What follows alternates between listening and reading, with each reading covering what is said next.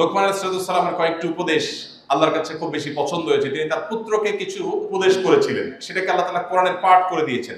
আমরা আমাদের সন্তানদের ক্ষেত্রে সাধারণত যেটা করি সেটা হলো যে আমার সন্তান কি চায় আমরা সেটা কিনে দেওয়ার চেষ্টা করি। এটা দোষের না, ঠিক আছে, কিন্তু ইসলাম বলে তুমি তাকে ভোগ শেখাবার প্রয়োজন নাই।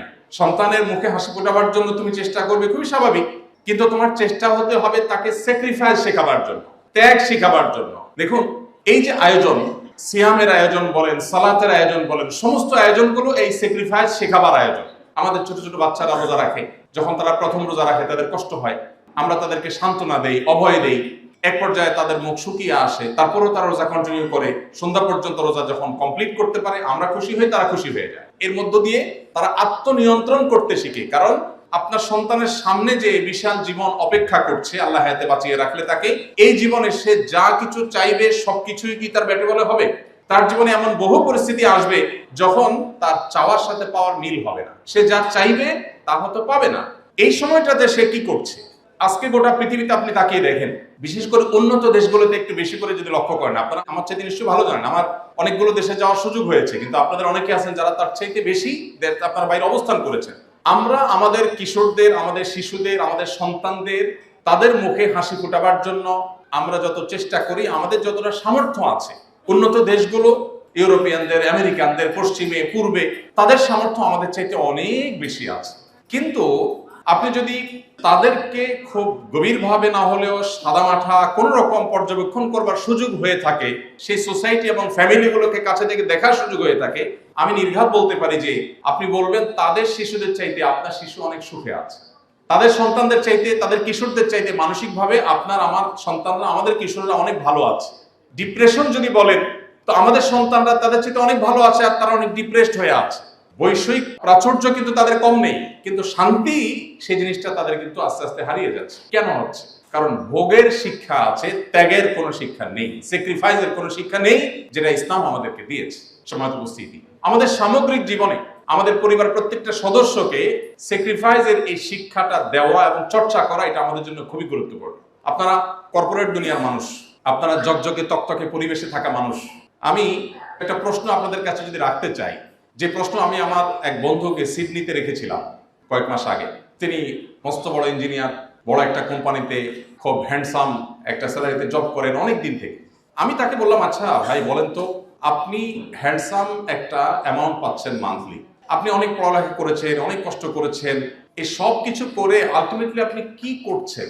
তুমি বলেন যে কেমন কথা এটা, যে চাকরি করছি, ভালো একটা চাকরি করছি। তা বললাম, ভালো একটা চাকরি করছেন, এটা জিস্ট আমি যদি বলি, এক লাইনে যদি বলতে বলি, আপনি কি বলবেন? মানে আপনার অ্যাচিভমেন্টটা কি জীবনে? তো উনি কিছুটা চিন্তাগ্রস্ত হয়ে পড়লেন। আমি বললাম, আপনাকে আমি হেল্প করি। আপনি আসলে একটা কোম্পানিকে সার্ভ করছেন, বিনিময়ে আপনি কি পাচ্ছেন? বিনিময়ে কিছু ডলার পাচ্ছেন, যেটা দিয়ে আপনার ফ্যামিলি নিয়ে আপনি খুব ভালোভাবে জীবনটা পার করতে পারছেন।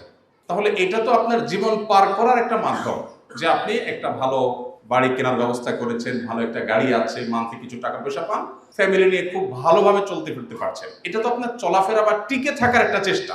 হ্যাঁ, আমার চাইতে আপনি ভালোভাবে টিকে আছেন, পার্থক্য এটু। আমিও খাই, আপনিও খান, আমিও ট্রাভেল করি, আপনিও করেন, আপনি বিজনেস ক্লাসে করেন, আমি হয়তো ইকোনমিকে করি, পার্থক্য এটু। তো এখন আপনি যে টিকে আছেন, এই টিকে থাকাটা কি জন্য? তো তিনি বলতে পারছিলেন না। আমরা যারা কর্পোরেট দুনিয়াতে আছি, আমি আইদার কোনো কোম্পানিকে অথবা নিজের কোম্পানিকে, আমি কোন একটা লোগোকে, কোন একটা ব্র্যান্ডকে আমি সার্ভ করছি, এবং এটার জন্য আমার সমগ্র জীবন আমি শেষ করেছি। আমি যদি আর একটু পেছনে যাই, একেবারে শৈশবে চলে যাই, একজন বাবা, একজন মা তার সন্তানকে ভালো একটা স্কুলে ভর্তি করাবার চেষ্টা করেন। কেন? কারণ ভালো স্কুলে পড়ে ভালো রেজাল্ট করলে ভালো কলেজে যেতে পারবে।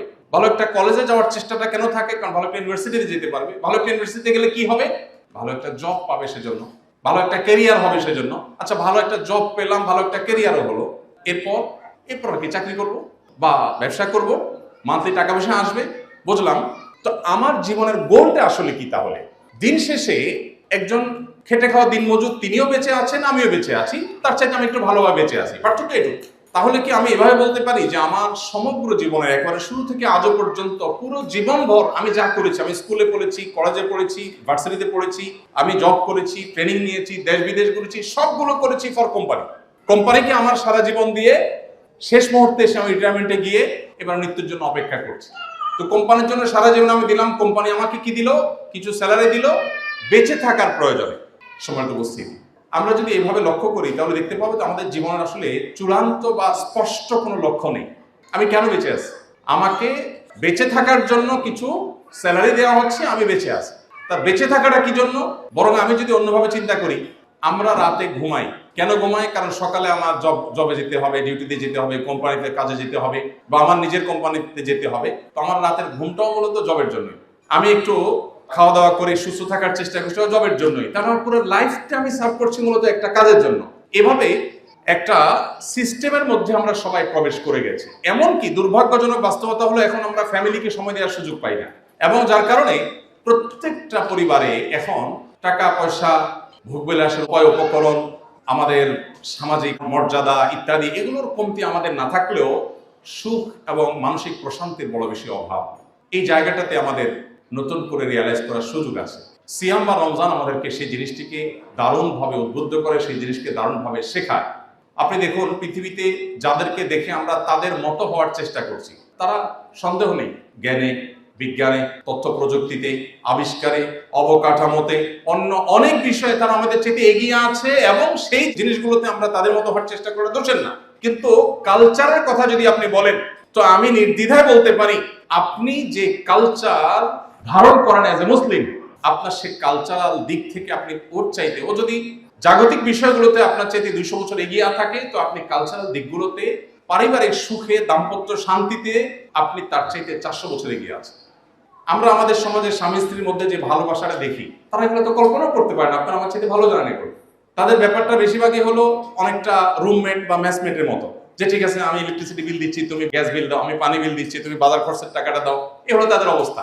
আমাদের পারিবারিক জীবনে যত অশান্তি থাকুক না কেন, দিন শেষে একজন স্বামীর সাথে একজন স্ত্রীর যে বন্ডিং, যে ভালোবাসা, এটা আসলে তারা কল্পনা করতে পারে না।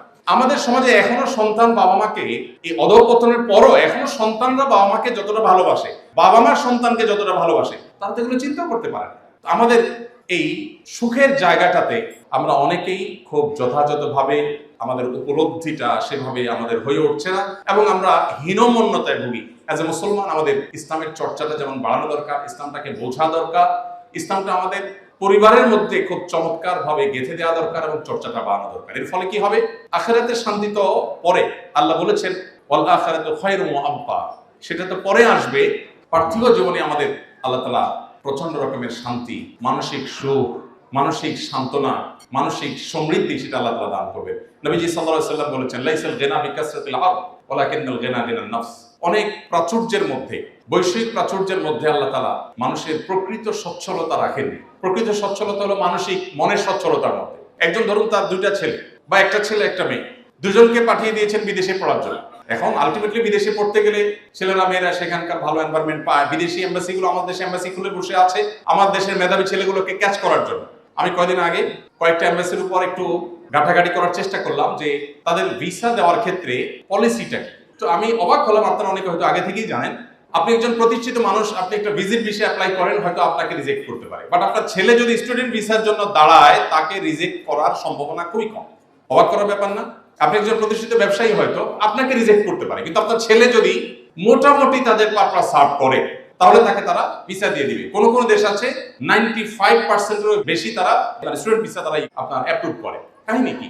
আপনি বলবেন তারা জ্ঞান বিজ্ঞানকে অনেক অ্যাপ্রিসিয়েট করে, তারা এই দেশ থেকে, তারা এই দেশের ছেলেরা ওখানে জ্ঞান বিজ্ঞান অর্জন করতে যাবে, পড়ালেখা করতে যাবে, অ্যাপ্রিসিয়েট করে। বাস্তবতা কি আসলে তাই? তাদের তো বিশাল বড় জেনারেশন গ্যাপ তৈরি হয়ে যাচ্ছে। তাদের বিবাহ বহির্ভূত সম্পর্ককে তারা স্বাভাবিক করার ফলে তাদের দেশে প্রণোদনা দিয়ে, পৃথিবীর এমন একটা উন্নত দেশ হয়তো আমরা খুঁজে বের করতে পারবো না যেই দেশ সন্তান জন্ম দেওয়ার জন্য প্রণোদনা দেয় না। একটা দেশও উন্নত এরকম পাওয়া আমার মনে হয় অলমোস্ট অসম্ভব। কেন? টাকা দিচ্ছে, পয়সা দিচ্ছে, মান্থলি বাধা দিচ্ছে, এটা দিচ্ছে, সেটা দিচ্ছে, কিন্তু সন্তান জন্মের হার বাড়ছে না। ওই যে মানুষের টেন্ডেন্সি নষ্ট হয়ে গেছে, যার ফলশ্রুতিতে আপনার দেখা যাচ্ছে যে খুব ভয়াবহ একটা জায়গায় তারা চলে আসছে। আমরা কিন্তু সেই ক্রাইসিসে নাই, তারা যে ক্রাইসিসে আছে। তো এই যে ব্যাপারটা, এই জায়গাগুলো আমাদেরকে নতুন করে ভাবতে শেখায় যে কালচারালি আল্লাহ তাআলা আমাদেরকে অনেক ভালো জায়গায় রেখেছে, অনেক ভালো জায়গায় রেখেছেন। আমি যে কথাটা বলছিলাম যে আমাদের সন্তানদেরকে ওরা ক্যাচ করতে চায়, কারণ ওখানে গেলে ওরা থেকে যায়। এখন মানসিক শান্তি আর প্রাচুর্য দুই জিনিস। বৈষয়িক প্রাচুর্য, কারণ হয়তো 2টা ছেলে আছে, অথবা একটা ছেলে একটা মেয়ে আছে। আজকাল তো 1-2টা ছেলে মেয়ের বেশি নেই। আমি হুজুর মানুষ, এই কথা বললে আপনারা তো মাইন্ড করবেন। জগতের সবচেয়ে বড় মিথ্যা কথাগুলোর মধ্যে একটা হলো ছোট সংসার সুখী সংসার। এটা জগতের কয়েকটা অতি পরিচিত অতি প্রসিদ্ধ মিথ্যা কথাগুলোর একটা। আপনি যত দুঃখী পরিবার দেখবেন এর বেশিরভাগ দেখবেন যে খুব সংক্ষিপ্ত এবং ছোট পরিবার। সরি টু সে, পশ্চিমারা আমাদেরকে শিখাইছে যে খবরদার বেশি সন্তান নেওয়া যাবে না।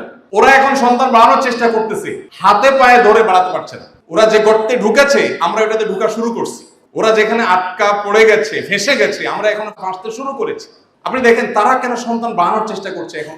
আমি অনেক আগে ব্যাংককে এক বাংলাদেশি সিনিয়র, অনেক বয়স্ক ছিলেন, এখন মারা গেছেন উনি, ইন্টারপ্রেটার ছিলেন একটা হসপিটালে। ওনার সাথে পরিচয় হওয়ার পরে জিজ্ঞেস করলাম, ভাই বাচ্চা কাচ্চা কয়জন? উনি খুব অল্প সংখ্যক বাচ্চা বললেন। তখন বললাম যে এত অল্প, আমি জানি তো এখানে তো সরকার অনেক বাচ্চা হওয়ার জন্য প্রণোদনা দেয়। তিনি বললেন, ভাই সেটা তো আপনি এখনকার কথা বলছেন, আমি আজ থেকে বহু বছর আগে আসছি, আপনি তখন ছোট ছিলেন বয়সে। তাই বললাম তাহলে কি ইস্যু কি? বলে যে তখন এখানে সন্তান বেশি নিলে রীতিমতো পানিশমেন্ট করা হতো, সন্তান বেশি নেওয়া যাবে না, দেশে মানুষ বেড়ে যাচ্ছে, কমাইতে হবে, তো সেজন্য সন্তান আমার অল্প।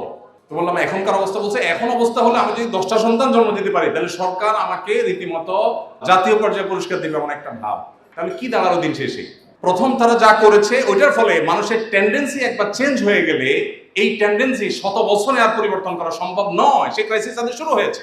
তো আমরা তাদের অনুসরণ করছি অন্ধের মতো, ইসলামকে পাশ কেটে, ইসলামকে সেকেলে মনে করে যা পাচ্ছি তা আমরা গোগরা শিখেছি।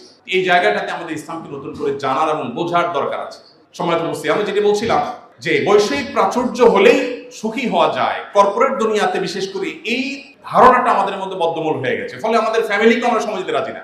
আমরা বাসায় ঢুকছি মোবাইল টিপতে টিপতে, আবার বের হচ্ছে মোবাইল টিপতে টিপতে। আমি বিভিন্ন জায়গায় বলার চেষ্টা করি, আমার শত ব্যস্ততার মধ্যেও আমি প্রতিদিন 1 ঘন্টা আমার বাচ্চাদের সাথে খেলার চেষ্টা করি। বিশেষ করে যখন শীতের সময় থাকে, এই গত 4-5 মাস আমার এরকম অনেক প্রোগ্রাম ছিল যেখানে আমার থাকা অনেক গুরুত্বপূর্ণ। বলছিল আমার বাচ্চাদের সাথে খেলার সময় গেছে, আমি আর কোথাও থাকবো না। 1 ঘন্টা বাচ্চাদের সাথে আমি খেলি এবং খেলতে গিয়ে বাপ বেটা ঝগড়া করি, খেলাধুলা করি। কয়জন বাবা আছেন যে সন্তানকে নিয়ে খেলেন বা সময় দিতে পারেন? বেশিরভাগই আমরা এখন এত ব্যস্ত হয়ে গেছে, মনে করি টাকা পয়সা হলে সবই হয়ে যাবে। আমাদের আসল শান্তির জায়গাটা থেকে আমরা সরে যাচ্ছি। আমি যেটা বলছিলাম, কারণ 2টা ছেলে মেয়ে আছে, আমি এরকম অনেককে দেখেছি। জিজ্ঞেস করছি, ভাই বাচ্চা কাচ্চা কয়জন? জিজ্ঞেস করছি বাচ্চা কয়জন, ছেলে মেয়ে কয়জন? উত্তর হবে 2 বা 3 বা 4 কিছু একটা। তো উত্তর হয় বেশিরভাগ ক্ষেত্রে 2 জন। ছেলেটা কানাডা থাকে, মেয়েটা ব্রিটেনে থাকে। আমি কিন্তু জিজ্ঞেস করি না কোথায় থাকে, কিন্তু ওনার বলা শেষ। এই গল্পটা দিতে আমাদের খুব ভালো লাগে। আসলে আমরা এটা বলে খুব স্বাচ্ছন্দ্য বোধ করি। আচ্ছা, যে ব্যক্তি মুখে এটা বলছেন যে আমার একটা ছেলে টরন্টোতে আরেকটা লন্ডনে, আপনার কি বিশ্বাস যে মানসিকভাবে আসলে খুব শান্তিতে আছেন? আছেই কিন্তু 2টা বাচ্চা, 2টাই বাইরে, এবং তারা ফিরে আসার সম্ভাবনা খুব ক্ষীণ। একটু ভিডিওতে নাতিপুতি দেখে, বৌমাকে দেখে, ছেলেকে দেখে, মেয়েকে দেখে, ভেতরে কিন্তু ত্রাস, কিন্তু বাহিরে অনেক সুন্দর জীবন, উনি অনেক সুখে আছে। এই সুখের অভিনয় আমরা করছি। সমাজ উপস্থিতি, ইসলাম আমাদেরকে বাস্তবমুখী হতে পারে, আর সেজন্য সিয়ামের বার্তা আমাদের ধারণ করা দরকার, গ্রহণ করা দরকার। আমি আপনাদের প্রতি উদাত্ত আহ্বান রাখতে চাই, শুনে শুনে মুসলমান না হয়ে অনুগ্রহ করে আসুন আমরা একটু ইসলামটাকে জানার চেষ্টা করি। আজকে যেরকম একটি চমৎকার আয়োজনে আমাদের বাচ্চাদেরকে সাথে নিয়ে ফ্যামিলিকে সময় নিয়ে আমরা সময় দিয়েছি, আসুন পারিবারিকভাবে ইসলামকে শেখার জন্য, জানার জন্য আমরা কোনো একটা অ্যারেঞ্জমেন্ট করি। আমরা কোরআনটাকে অর্থ সহকারে, ব্যাখ্যা সহকারে বোঝার চেষ্টা করি, হাদিসটাকে বোঝার চেষ্টা করি। অ্যাজ এ মুসলমান ইসলামটাকে আমরা জেনে বুঝে চর্চা করি, সেটা আমাদের জন্য অনেক বেশি উপভোগ্য হবে। সেটা আমাদেরকে সত্যিকার ইসলামের পথে নিয়ে যাবে। অনেক মা বোন আছেন এখানে, আমি আপনাদের উদ্দেশ্যে বলতে চাই, জান্নাতে যাওয়ার পথটা আপনাদের জন্য অনেক সহজ করে দিয়েছে ইসলাম। পুরুষদের জন্য অনেক জটিল। রাস্তায় ঝগড়া করতে গেছি, মুখ খারাপ করা যাবে না, নাহলে জাহান্নামে চলে যাবে। আপনার তো সে অপশন খুব একটা নাই।